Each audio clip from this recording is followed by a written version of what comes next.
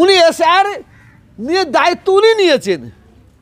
আমরা এসআইআরের পক্ষে নয়, বাংলার মানুষ, কিন্তু আমরা এসআইআর করলে আমাদের কোনো আপত্তি নাই, কারণ আমরা ইল্লিগাল নয়, আমরা কোনো জায়গা থেকে উড়ে আসিনি।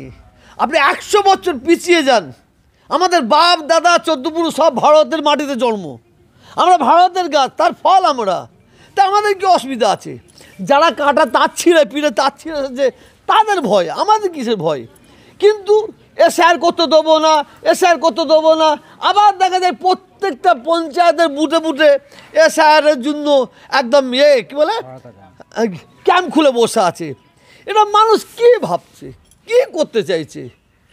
আর মমতা ব্যানার্জিকে মানুষ তো মানে শ্রদ্ধা করে ভালোবাসে, উনি তো মানুষের সবের জন্য একই ভাববেন। উনি দীঘায় মন্দির করবে, উনি হিট করতে 13টা মন্দির করে দিয়েছে, আবার একটা দুর্গায়ন হবে, হোক না, এতে অসুবিধা কী আছে? আর পশ্চিমবাংলার মুসলমানরা বারেবার বলছে, বারেবার মানে হিটকো জমির ওপরে ওখানে একটা মসজিদ করা হোক, কারণ ওখানে হাজার হাজার মানুষ নামাজ পড়তে পারছে না, ওখানে ঈদের নামাজ পড়তে পারছে না, বকরা ঈদের নামাজ পড়তে পারছে না।